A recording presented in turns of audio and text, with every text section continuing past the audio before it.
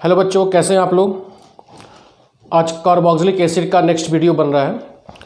आज next previous video में हमने देखा था उसका एसिडिक बिहेवियर, कार्बोक्सिलिक एसिड का एसिडिक बिहेवियर कैसे हम एक्सप्लेन कर रहे थे, जिसमें हम लोगों ने कार्बोक्सिलेट आयन का रेजोनेंस स्ट्रक्चर देखा, एसिड का देखा। फिर मैंने बताया कि जिस एसिड का निगेटिव पार्ट मतलब कॉन्जुगेट बेस ज़्यादा स्टेबल होगा उसका एसिड क्या होगा, मोर स्ट्रॉन्गर होगा।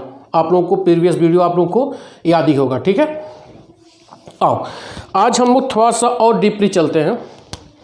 हम लोग आज चलते हैं carboxylic acid versus alcohol. Carboxylic acid versus alcohol, दोनों का एसिडिक बिहेवियर होता है और हमको आज ये पता करना है कि ज़्यादा एसिडिक कौन होगा। आप लोगों को याद होगा कि अल्कोहल का रिएक्शन हम जब सोडियम मेटल से कराते थे या किसी भी एक्टिव मेटल से कराते थे तो H देता था। जो भी H देगा वह क्या होगा, एसिडिक बिहेवियर होगा। इससे यह प्रूफ होता है कि अल्कोहल भी क्या है, एसिडिक बिहेवियर। मेरी बात समझ में आ रहा है? थोड़ा ध्यान दो।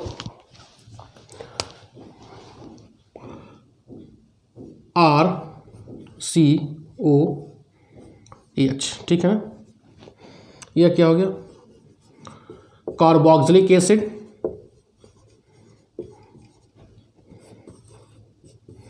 और यह क्या हो गया, अल्कोहल, ठीक है। और मैंने क्या कहा था प्रीवियस वीडियो में, किसी भी एसिड का जब एसिड क्या करता है, H+ डोनेट करता है तो जिसका यह निगेटिव पार्ट बचता है, बोलो, मैंने बताया था।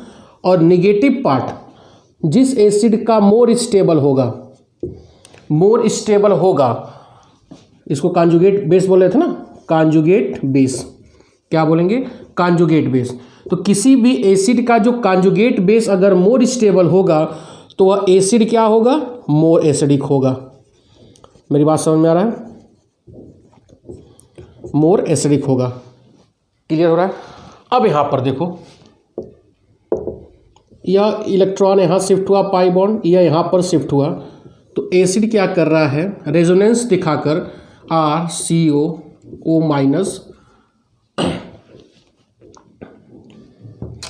O माइनस इस वाले में होगा ना, और यहाँ पे डबल बॉन्ड और प्लस H+।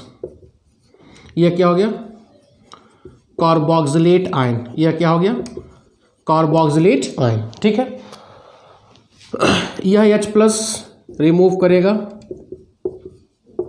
तो क्या बनेगा, एल्कोक्साइड आयन, ठीक है। इसका यह निगेटिव पार्ट Cb मतलब कॉन्जुगेट बेस, एल्कोक्साइड आयन इसका कॉन्जुगेट बेस होगा, ठीक है। अब यह भी एसिड है, यह भी एसिड है। अब इन एसिड का कॉन्जुगेट बेस जिसका ज़्यादा स्टेबल होगा, इन एसिड्स में जिनका निगेटिव पार्ट या कॉन्जुगेट बेस ज़्यादा स्टेबल होगा वह एसिड उतने ही ज़्यादा स्ट्रॉन्गर होगा। तो carboxylate ion is more stable due to resonance, बोलो। इस मैंने सुबह सॉरी अभी आज का प्रीवियस वीडियो सुबह ही बनाया, ठीक है। तो सुबह वाले वीडियो में ही मैंने बताया था कि कार्बोक्सिलेट आयन और कार्बोक्सिलिक एसिड में अगर पूछे कौन स्टेबल होगा तो यह स्टेबल होगा, क्योंकि यहाँ पर डीलोकलाइजेशन ऑफ निगेटिव चार्ज हो रहा है और यहाँ पर सेपरेशन ऑफ चार्ज हो रहा है। तो जिस रेजोनेंस में सेपरेशन ऑफ चार्ज होता है उसमें थोड़ी सी अनस्टेबिलिटी आ जाती है, ठीक है। तो carboxylate ion is more stable due to resonance, but in alkoxide ion no resonance is present, present, ठीक है। तो इसमें रेजोनेंस नहीं होगा, इस नाते यह क्या होगा, लेस स्टेबल, ठीक है। तो जब यह मोर स्टेबल होगा तो इसका एसिडिक क्या, इसका एसिड भी क्या होगा, मोर एसिड। क्लियर हो रहा है? तो इसका मतलब carboxylic acid is more acidic then alcohol. Clear हुआ? तो कोई भी पूछेगा आपसे कि कार्बोक्सिलिक एसिड और अल्कोहल में ज़्यादा एसिडिक कौन होगा, तो आप क्या बोलेंगे, कार्बोक्सिलिक एसिड। क्यों? क्योंकि कार्बोक्सिलिक एसिड का जो कॉन्जुगेट बेस या निगेटिव पार्ट होता है वह रेजोनेंस स्टेबलाइज होता है और हम जानते हैं कि जिस एसिड का कॉन्जुगेट बेस ज़्यादा स्टेबल होता है वह एसिड क्या होता है, मोर एसिडिक होता है। ठीक है, तो आप छाप लेंगे, मिटाने चल रहा हूँ, पॉज करके आगे बढ़ते हैं।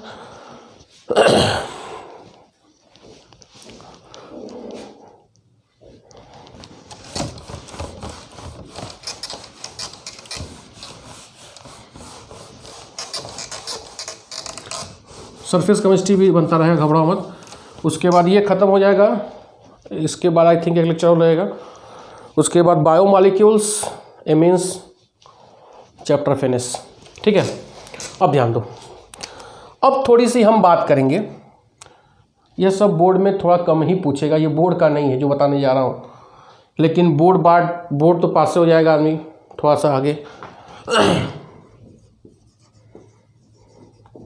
एसिडिक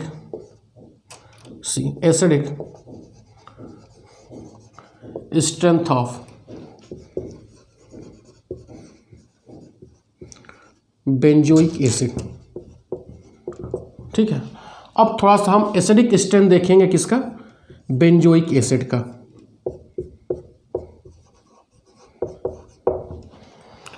इसको जानने से पहले थोड़ा सा हम एरोमेटिक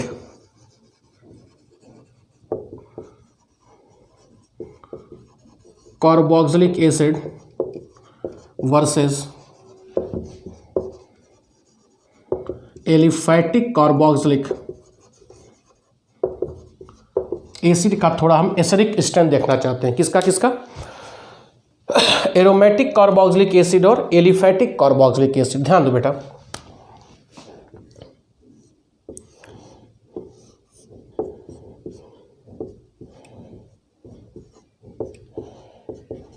ठीक है, ये एरोमेटिक हो गया, यह क्या हो गया, वर्सेस,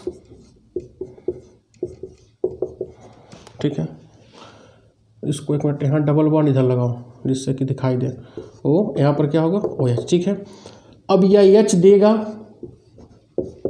तभी एसिडिक बिहेवियर कहलाएगा, यह भी एच डोनेट करेगा तो ही क्या कहलाएगा, एसिडिक बिहेवियर। ठीक है, यहाँ पर देखो, यहाँ पर जो कार्बन है वो है sp2 हाइब्रिडाइज है। क्या है, sp2 हाइब्रिडाइज, मतलब यहाँ पर 33.3% यस कैरेक्टर है। आप लोग फर्स्ट ईयर में पढ़े होंगे, मैं पढ़ाया भी था। 33.3% यस कैरेक्टर है, और यहाँ पर जो कार्बन है वह क्या है, sp3 हाइब्रिडाइज, sp3 हाइब्रिडाइज, जिसमें 25% यस कैरेक्टर है। बोलो, 25% यस कैरेक्टर। ठीक है, क्या जानते हैं आप, परसेंटेज ऑफ यस कैरेक्टर जितना ज़्यादा होगा वह कार्बन उतने ही ज़्यादा क्या होगा, इलेक्ट्रोनिगेटिव। बोलो, जहाँ पर यस का परसेंटेज ज़्यादा होगा वह एटम या कार्बन क्या होगा, मोर इलेक्ट्रोनिगेटिव होगा। मोर इलेक्ट्रोनिगेटिव का तात्पर्य क्या है कि यहाँ पर -I इफेक्ट ज़्यादा होगा, यहाँ पर -I इफेक्ट क्या होगा, ज़्यादा होगा। तो बेटा यह कार्बन -I इफेक्ट शो करेगा, और यह कार्बन आई थिंक -I नहीं तो क्या शो करेगा, +I। तो जब -I इफेक्ट शो करेगा तो इलेक्ट्रॉन पुल करने में मदद करेगा। जब इलेक्ट्रॉन पुल करने में मदद करेगा तो आसानी से H+ क्या करेगा, डोनेट कर देगा। तो क्या तात्पर्य हुआ कि aromatic carboxylic acid is more acidic than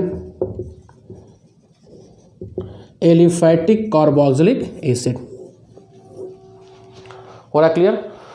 तो एरोमेटिक क्या होगा, ज़्यादा एसिडिक होता है किसकी तुलना में, एलिफैटिक। लेकिन थोड़ा सा और आइए, बढ़िया मिटाए।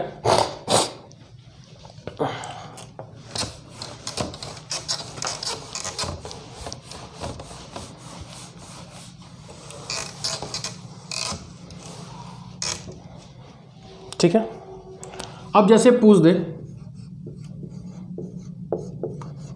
फॉर्मिक एसिड,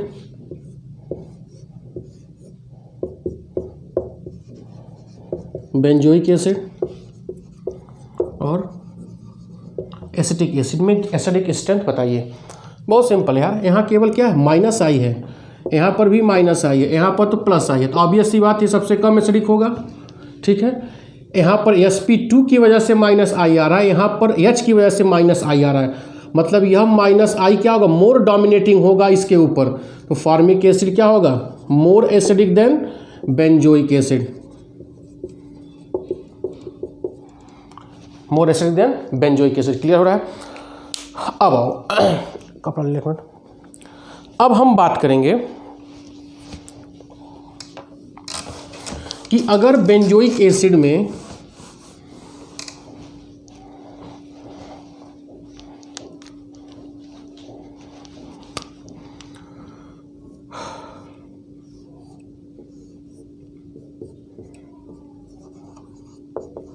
ठीक है, अगर बेंजोइक एसिड में ग्रुप जुड़ गया electron donating group, electron donating group मतलब प्लस आई ग्रुप, क्या जुड़ गया, प्लस आई ग्रुप, जो इलेक्ट्रॉन क्या करे, डोनेट करे, जो इलेक्ट्रॉन क्या करे, डोनेट करे। जैसे क्या, जैसे बहुत से एग्जांपल तुम्हारे पास है, एल्किल ग्रुप हो गया, और I think C2H5 ethyl group हो गया, मतलब जितने भी एल्किल ग्रुप हैं वो क्या करते हैं, प्लस आई इफेक्ट शो करते हैं।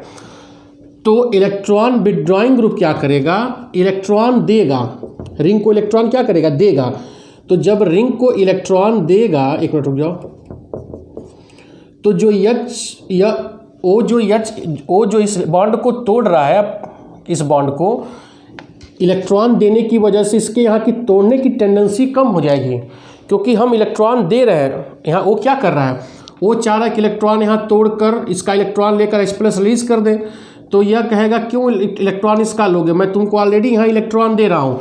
तो जब इसको इलेक्ट्रॉन रिंग को देगा, जब इलेक्ट्रॉन क्या करेगा, रिंग को देगा, तो इसके इस इलेक्ट्रॉन को अपनी तरफ अट्रैक्ट करने की टेंडेंसी क्या हो जाएगी, कम हो जाएगी। तो जब कम हो जाएगी तो एसिडिक स्ट्रेंथ भी क्या होगा, कम होगा। तो इसका मतलब electron donating group always decreases acidic strength of acid, जैसे बोला जाए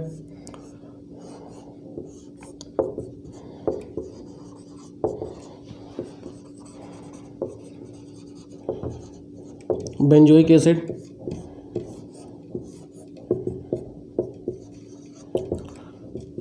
मेटाटॉल्विक एसिड, बोलो इनमें ज़्यादा एसिडिक कौन होगा, बेंजोइक एसिड होगा यार, ऑब्वियस सी बात है, क्योंकि इसमें इलेक्ट्रॉन भी डोनेटिंग ग्रुप जुड़ गया, जो इसकी एसिडिटी को क्या कर रहा है, घटा रहा है। ठीक है, उसी तरह पहला कंडीशन देखो, दूसरा कंडीशन फिर देखो यहीं पर कि यह क्या हो गया, बेंजोइक एसिड, यहाँ पर जुड़ गया इलेक्ट्रॉन विथड्रॉइंग ग्रुप, इलेक्ट्रॉन की ड्रॉइंग ग्रुप मतलब माइनस आई इफेक्ट, तो कोई दिक्कत नहीं है। माइनस आई इफेक्ट क्या करेगा, इलेक्ट्रॉन की तरफ अट्रैक्ट करेगा। तो एक तो इलेक्ट्रॉन यह तोड़ रहा था, वो इलेक्ट्रॉन इसका ले रहा था, पीछे से कह रहा लो मैं तुम्हारा हेल्प कर रहा हूँ, तो मतलब माइनस आई इफेक्ट होगा। तो यहाँ एसिडिक स्ट्रेंथ हमेशा क्या करेगा,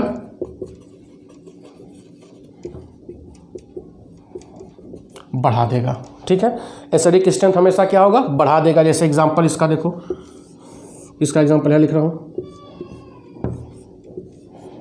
माइनस आई ग्रुप में कौन कौन होगा, फ्लोरो हो सकता है, क्लोरो हो सकता है, नाइट्रो हो सकता है। ठीक है, यह benzoic acid, meta-nitro benzoic acid. ठीक है, अब पूछ दे इसमें ज़्यादा एसिडिक कौन होगा, तो बेटा यहाँ पर माइनस आई ग्रुप जुड़ा हुआ है, तो meta-nitro benzoic acid is more acidic then benzoic acid. Clear हो रहा है कॉन्सेप्ट। कहने का क्या मतलब है, आपको अगर कौन प्लस आई ग्रुप है, कौन माइनस आई ग्रुप है, तो आप, मैं सुबह ही कहा था कि आप इंडक्टिव इफेक्ट में reaction mechanism bye MP Singh आप टाइप करोगे यूट्यूब पर, तो वहाँ पर मेरा वीडियो रिएक्शन मैकेनिज्म का आएगा। उसमें मैं बता दिया हूँ कि कौन कौन से ग्रुप इलेक्ट्रॉन डोनेटिंग है, कौन कौन से ग्रुप इलेक्ट्रॉन विथड्रॉइंग है, और क्यों electron donating group acidity decrease कर देता है और इलेक्ट्रॉन विथड्रॉइंग ग्रुप एसिडिटी क्या करता है, बढ़ा देता है। ठीक है, ये दोनों कॉन्सेप्ट क्लियर हुआ है। आइए एक मज़ेदार कॉन्सेप्ट और लेते हैं।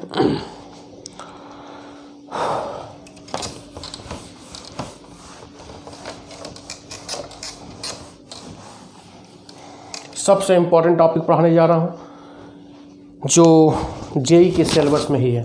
ठीक है,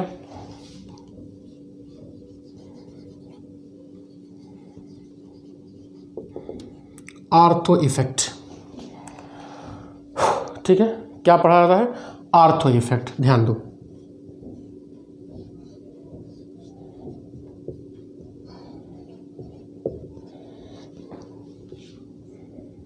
आर्थो इफेक्ट मतलब कोई ऐसा ग्रुप जो बेंजोइक एसिड के आर्थो पोजीशन पर लगा हो, ठीक है।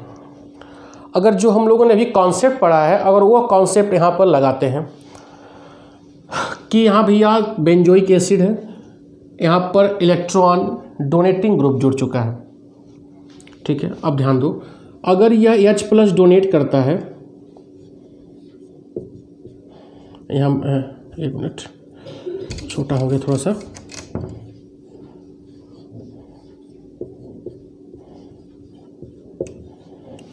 बेंजोएट आयन बनेगा,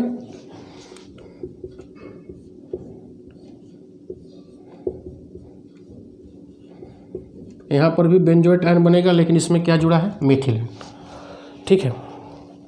अब यह क्या करेगा? यह इलेक्ट्रॉन देगा, तो इलेक्ट्रॉन देगा तो इसका नेगेटिव चार्ज क्या होगा? बढ़ेगा। जब नेगेटिव चार्ज, यहाँ अमाउंट ऑफ चार्ज क्या हो रहा है? बढ़ रहा है। जब चार्ज बढ़ेगा तो charge is inversely proportional to क्या होता है? स्टेबिलिटी होता है, ठीक है। अब ध्यान देना, यहाँ पर इलेक्ट्रॉन डोनेटिंग ग्रुप जुड़ा हुआ है, मान लो H+ रिलीज कर दिया, यहाँ पे नेगेटिव चार्ज आ गया, तो यह इलेक्ट्रॉन डोनेट करेगा। इलेक्ट्रॉन डोनेट करने का तात्पर्य क्या है? निगेटिव चार्ज का अमाउंट क्या होगा? मान लो 10 इलेक्ट्रॉन था मान लो, और इसने 2 इलेक्ट्रॉन डोनेट कर दिया, 12 इलेक्ट्रॉन हुआ, तो मतलब चार्ज बढ़ा। तो जब भी चार्ज बढ़ता है तो स्टेबिलिटी क्या होती है? घटती है, ठीक है। तो इस एसिड का जो कॉन्जुगेट बेस था वह लेस स्टेबल हो गया। नहीं बात समझ में आ रहा? पहला कॉन्सेप्ट लगाओ, इसका जो कॉन्जुगेट बेस था, कॉन्जुगेट बेस ही ना है, वह क्या हो गया? लेस स्टेबल हो गया। ध्यान दो, तो जब लेस स्टेबल हो जाएगा तो उसका एसिड भी क्या हो जाएगा? Less acidic. बोलो, लेस एसिडिक होगा। और इसमें ऐसा कुछ कोई ग्रुप नहीं जुड़ा है, तो मतलब यह क्या होगा? More acidic. तो अगर इनकी तुलना किया जाए तो benzoic acid is more acidic than orthotoluic acid देखा जाए, लेकिन नहीं, but this is the wrong, this is the wrong concept. यहाँ फेल हो गया। क्यों रॉन्ग हुआ? यहाँ पर पूरा क्या लगेगा? Ortho effect. क्या लगेगा? यह समझ में आया? होना चाहिए था ये, क्योंकि इसका यह जो कॉन्जुगेट बेस है वह मोर स्टेबल है, मोर रेजोनेंस में भी हो जा रहा है, और कोई ऐसा ग्रुप नहीं जुड़ा है जिसका इसका नेगेटिविटी क्या कर दे? बढ़ा दे।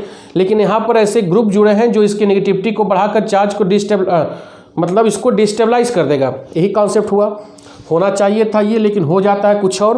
हो क्या जाता है कि benzoic acid is less acidic then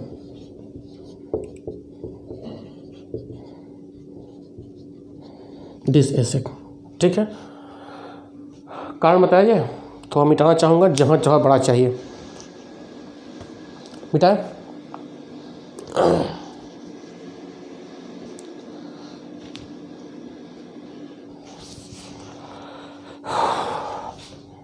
ink भर रहे थे, मिटाओ।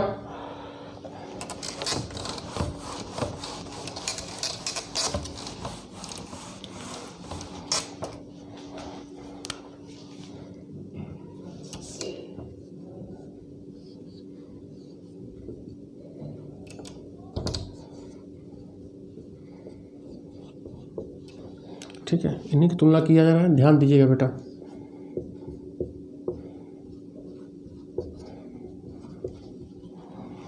ठीक है, होना चाहिए था ये, लेकिन हो जाएगा यह। किसकी वजह से? Ortho effect. आर्थो इफेक्ट होता क्या है? इसने H+ डोनेट कर दिया,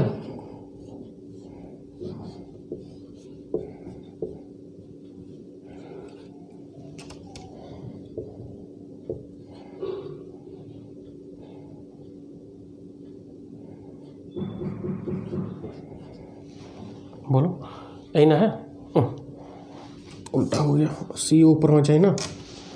एक मिनट, CO-11O H+ को डोनेट करने के बाद आइए, बहुत आराम से पढ़ा रहा हूँ मैं ये।